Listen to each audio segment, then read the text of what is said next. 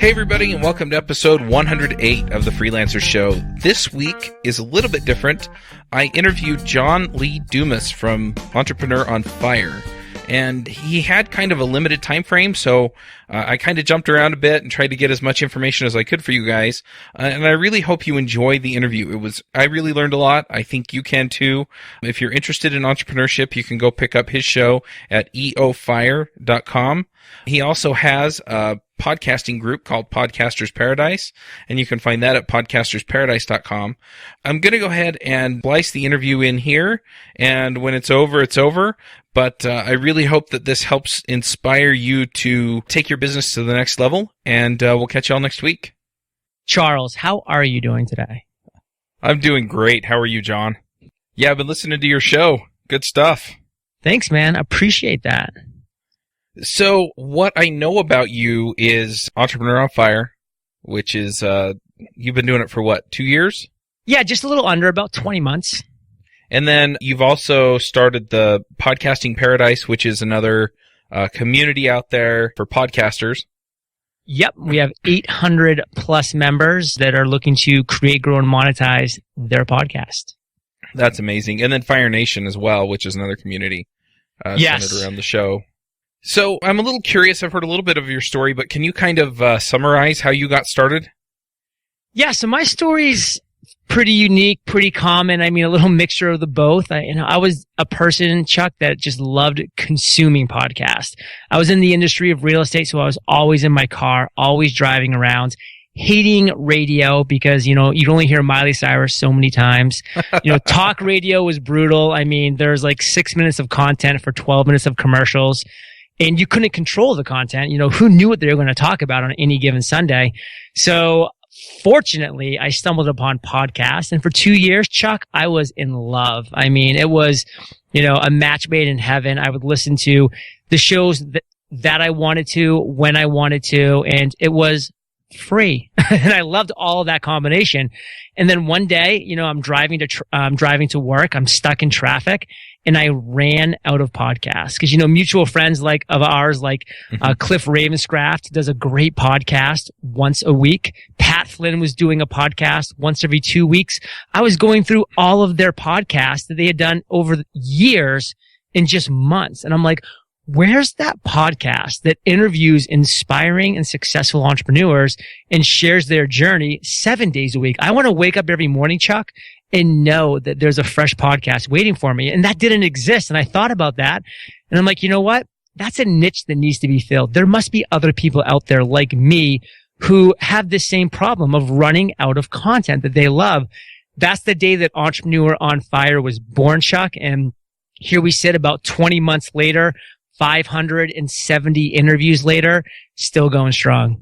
That's amazing. And I think it's important for freelancers to kind of understand that they can do similar things in order to build an audience and from that get a customer base.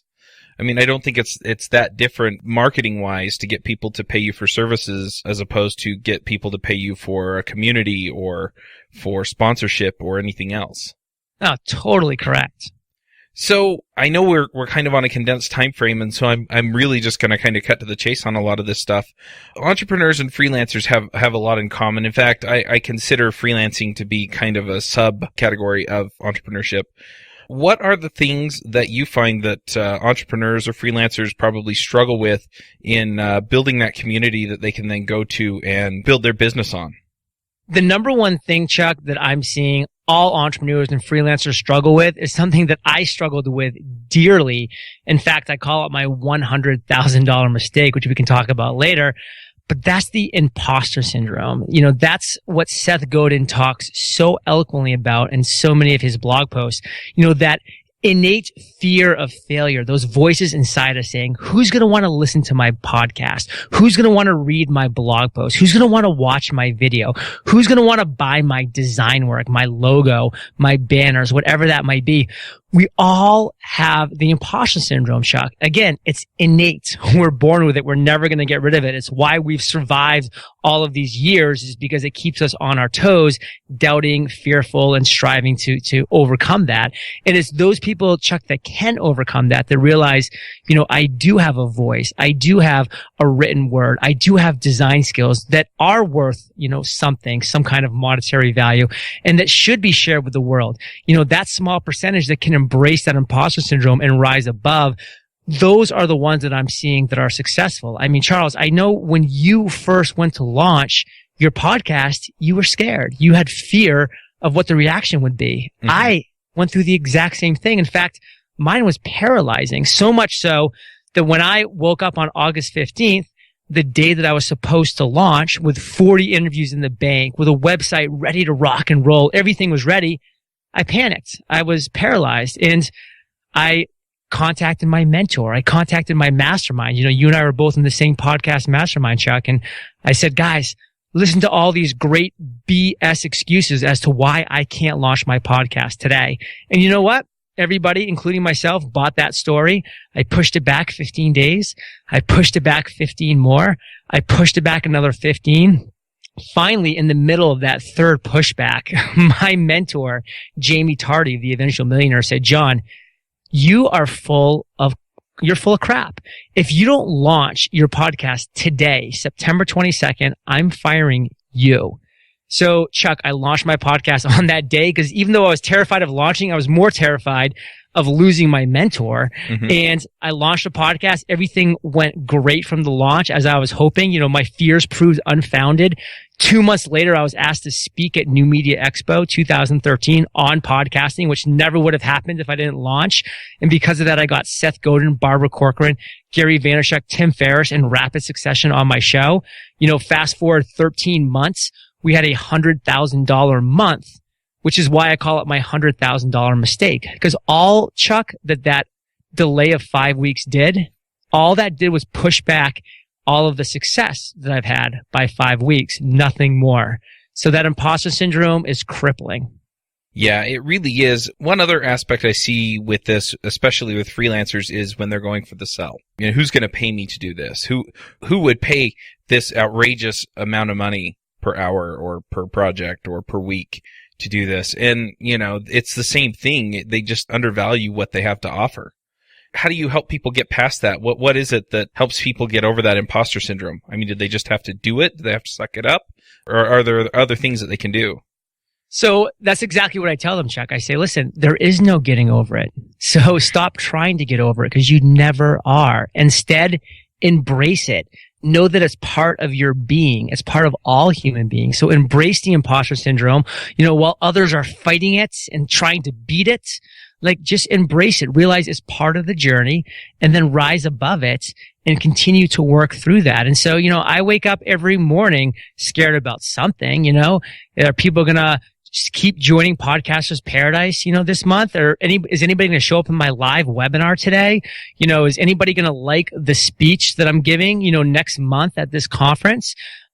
Those things are always going to be there, but that's fuel for entrepreneur and freelancers fire, Chuck. So use it. Now, in building this community, I'm wondering how much time do you spend on that and what you spend it on? So I spend about 70 hours a week working on Entrepreneur on Fire, which is Fire Nation. That is the community.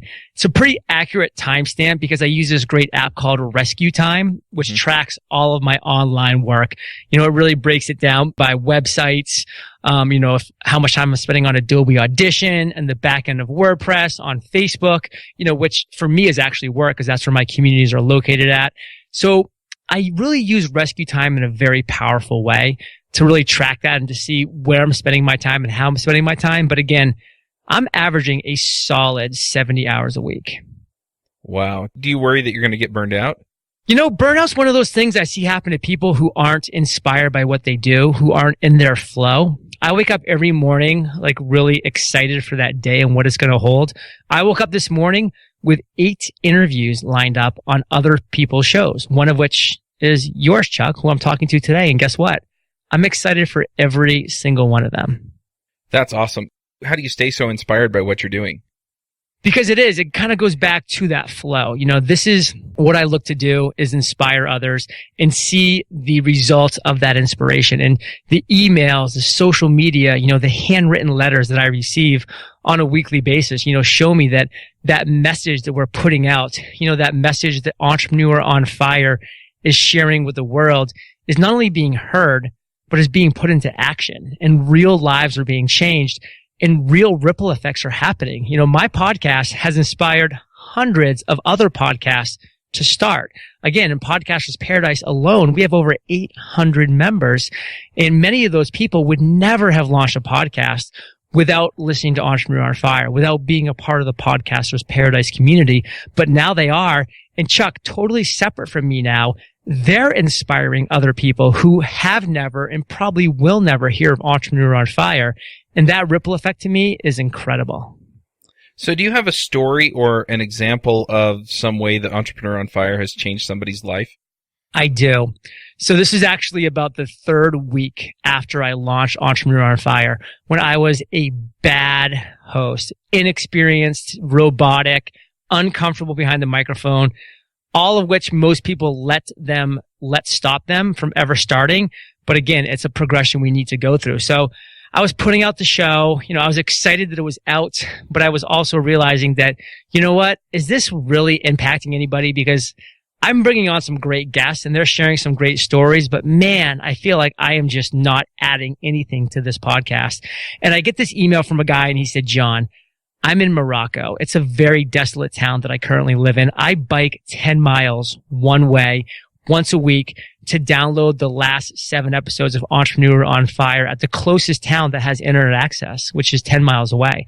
And then I bike back and I open my laptop up and my family and my friends come over and we gather around the laptop and we listen to Entrepreneur on Fire. And John, I'm not emailing you today as somebody that's thankful and part of Fire Nation. I'm emailing you today as a father, thanking you for opening up my kids' eyes to other possibilities that are out there in this world. And to me, Chuck, that changed everything. That made me realize that, wow, even though I'm not currently adding value, I'm providing a platform where others can provide value on Entrepreneur on Fire and inspire other people. And to picture these kids absorbing this great information that, the key word is for free, because this family couldn't afford to buy an audiobook, to buy a course or to do whatever, but they could afford free. And so that was an amazing way for me to inspire others that maybe couldn't otherwise never have been inspired. That is pretty awesome. I don't know. I mean, in my field, I don't know that I'm necessarily making that kind of a difference in that way. I mean, most of what I do is aimed toward programmers, and it makes a difference for them, but entrepreneurship kind of has a wider appeal. I guess it also, to that point, since it's not as narrowly niched down as some of the things that I'm doing, it's hard to have people actually find it and find exactly what they want to get out of it. Can I ask you a question, Chuck? Yeah. Do you think you've ever inspired a programmer to do some work? Oh, absolutely. I know I have. I've talked to several people that... Do you think that programmer maybe has created something amazing that's truly changed somebody's life? Probably. Exactly. And so it doesn't need to go directly from point A to point B. And that's that ripple effect that I talk about, that your podcast, by inspiring one person who maybe is a programmer and who would have been well off either way, but he was inspired by what he heard on your show to create something powerful that now is having a hugely impactful life for people all over the world. Yeah, that makes sense. I'm a little curious. You mentioned that you work 70 hours a week on this stuff. How do you manage your time? How do you manage your time to make sure that you're getting everything done? It's a challenge. It's a daily challenge, actually. I use a great app called Workflowy, which is my to-do app that's based in the cloud that allows me to keep a priority list of actions to take today, actions to take this week, and actions to get done this month. Those are my major 3, and that's where I really focus. But that's, again, I wake up every morning. I look at my calendar, I look at my workflow, and I say, how can I best bring Entrepreneur on Fire forward today? And on Mondays, that's doing 8 interviews with inspiring and successful entrepreneurs. On Saturdays, that's doing 8 interviews on other people's shows to reach audiences that I might else have not have reached. And every other day of the week is creating products and services like Podcasters Paradise, like Webinar on Fire, which is how you can create, present, and convert your webinar that really inspires me to keep driving forward. And that's an interesting thing. When I talk to freelancers, it seems like people are either getting started, and so they're asking a bunch of questions about how do I set my rate, how do I find clients, things like that. And it seems like the other half are talking about something more along the lines of what you're talking about, where it's, well, I'd like to offset some of my income that's tied so tightly to my time by building products and, things like that. How do you figure out what those products are that you should be building? One word that changes everything in every entrepreneur's life. Listen. I've built my audience, Chuck. My audience is Fire Nation. And now what do? I listen to them. When they email me their pain points, their struggles, their obstacles, their challenges, I listen. I categorize. I tag them. I look for themes. When enough commonalities start coming up, then I look and how can I create a product or a service that really heals that pain point, that serves that need, and then I create it. That's how Podcaster's Paradise was created. That's how Webinar on Fire was created, by listening to my audience and then creating a product for them. Yeah, that makes sense. What kind of gathering place do you have for Fire Nation? It seems like it's not just, people listen to the podcast and then we'll send you an email. You have a forum or something for that, don't you? So with Entrepreneur on Fire, I really strive on every single episode that we release, which are 365 a year, to drive people back to our headquarters, our home base, which is entrepreneuronfire.com, or the short version is eofire.com. That's where we really drive people back to, Chuck. That's our main home base. For my membership mastermind, Fire Nation Elite, which is 100-person mastermind that we've had going on now for over 10 months of just incredible entrepreneurs who are all in it to win it, to support each other, to really give each other that motivation, that drive to succeed. That I do have both a private Facebook group for and a forum on a website. And both of those have proven to be very valuable tools. How do you get people to come back to your website? Every single episode with Entrepreneur on Fire, when one of my guests shares an amazing resource, a book, a tip, tool, or tactic, their website, their information, I say, hey, Fire Nation, remember, everything you're hearing on this show today, all of those resources, all of those tools, the book, the contact information, you can find at eofire.com/Chuck Wood. Go check it out. It's there for you. The show notes page. I'd love if you said hi. That's awesome. So you don't tell them to go to like episode 135 dash whatever. You just simplify it for them. And yep. It's eofire.com/guest name. That's awesome. I'm definitely going to have to steal that. Yeah, for sure. Yeah, I'm a little curious. What lessons have you learned from having so many guests on your show? I mean, you've talked to 500 and something entrepreneurs. Is there kind of a common theme, or are there common lessons that you pick up from having interviewed so many people? So on Entrepreneur on Fire, my first two major talking topics is number one, describe and share with Fire Nation your biggest failure and what lessons did you learn. And the talking point and the topic number two is describe one of your favorite aha moments, a light bulb that went off at some point in your journey, and tell us the steps you took to turn that moment and turn it into success. And for both, this amazing theme has developed, Charles. And of course, not every single person is saying the exact same answer, and everybody has a different story completely. But when it comes to lessons learned and the steps they took to turn it into a success, when it comes to those two main points, time and time again, people are failing when they don't follow their gut, when they don't follow their intuition, that innate sense of what they should be doing. And then on the flip side, they succeed. They have their best ideas and successes when they do follow that intuition. So if there's anything your listeners can take away from Entrepreneur on Fire and from what I've learned as the host of these over 570 shows, is follow your intuition. If you're starting to go down a path or a partnership or whatever it might be, and it doesn't feel right, then find a way to get out of that, because it's not right. Believe me, if your intuition is telling you to bail, it's time to bail. And on the flip side, if your intuition is telling you to do something, you need to do it. Like, that's something you need to do. And, a quick story on that point. I mean, Chuck, we were both in the same podcast mastermind together with Cliff Ravenscraft, and my mentor was Jamie Tardy. And those two individuals have had a profound positive impact on the success and the growth of Entrepreneur on Fire. But both of them warned me, John, I think what you're doing is great. You're on a great path. We love your enthusiasm, but don't do a 7-day-a-week show. Nobody's going to want to listen to a 7-day-a-week show. You're going to get burnt out. And you know what, Chuck? They had my best intentions in mind when they gave that advice. But my intuition was telling me that there was an audience out there for a 7-day-a-week show, that I was going to be inspired and I was going to find a great and efficient way to create that 7-day-a-week show. So I put my blinders on and I drove forward knowing that I was going to take all the great advice that they were giving me and apply it, but I was going to ignore that piece of advice because I was following my intuition. I was following my gut on that. And, here we are, Chuck, 570 interviews later, we were awarded Best of iTunes 2013. We're generating over $100,000 a month. So Entrepreneur on Fire has been proven as a concept, but it was a long road. Mm-hmm.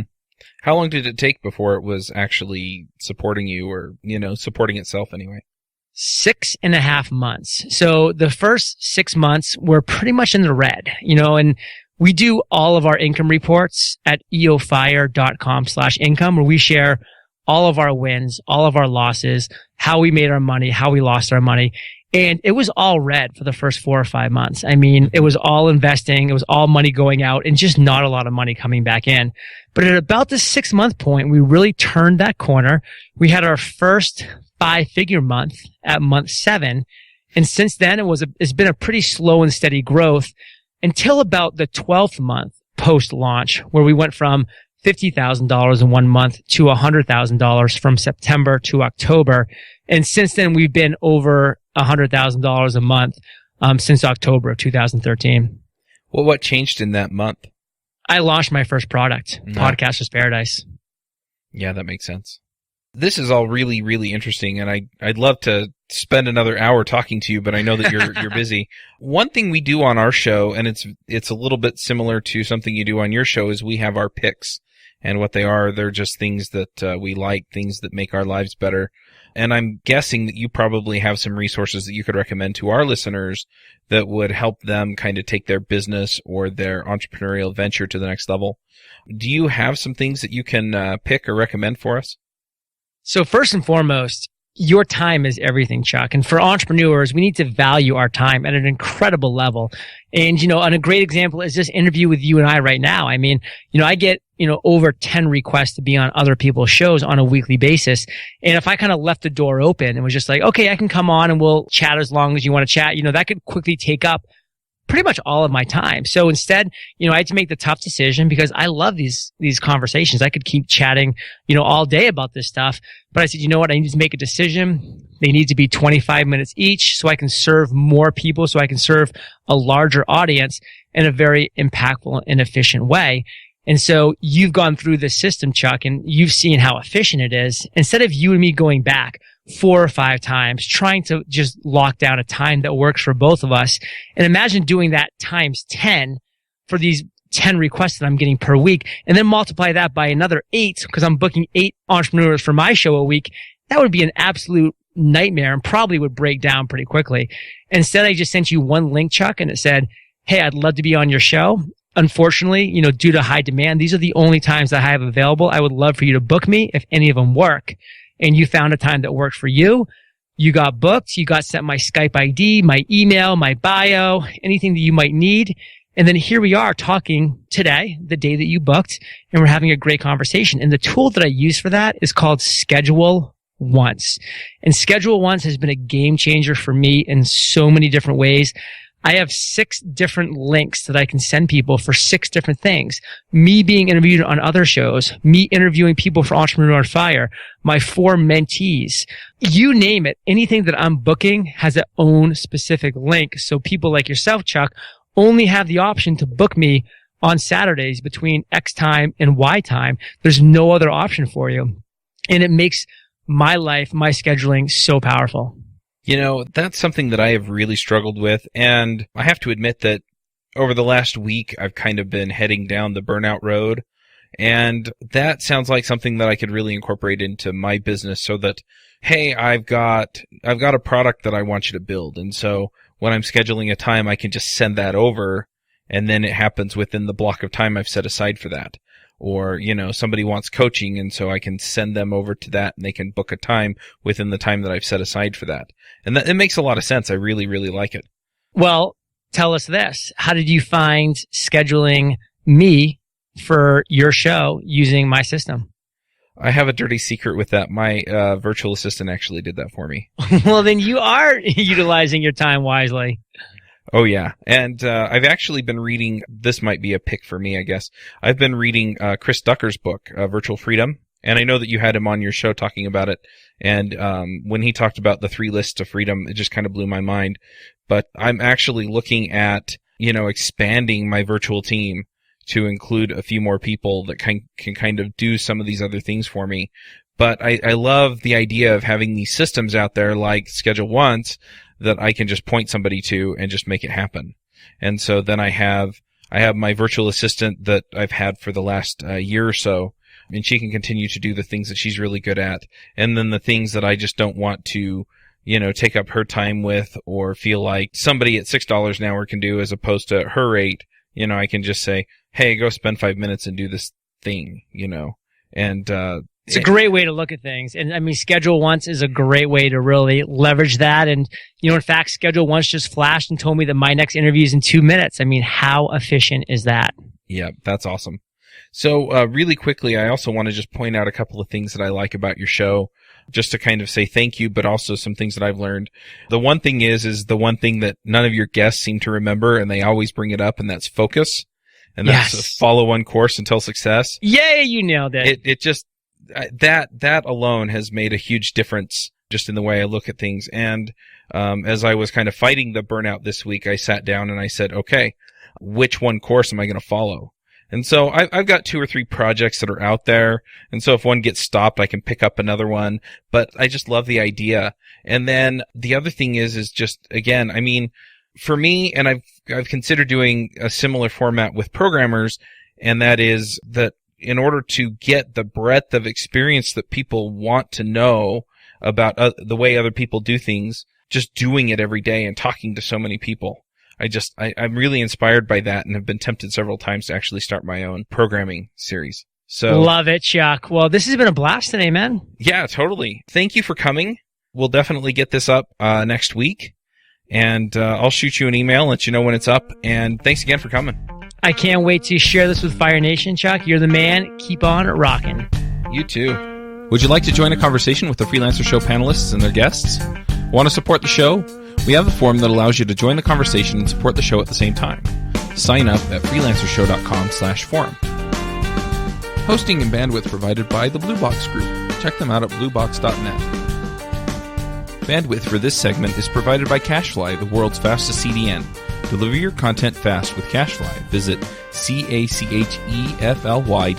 to learn more.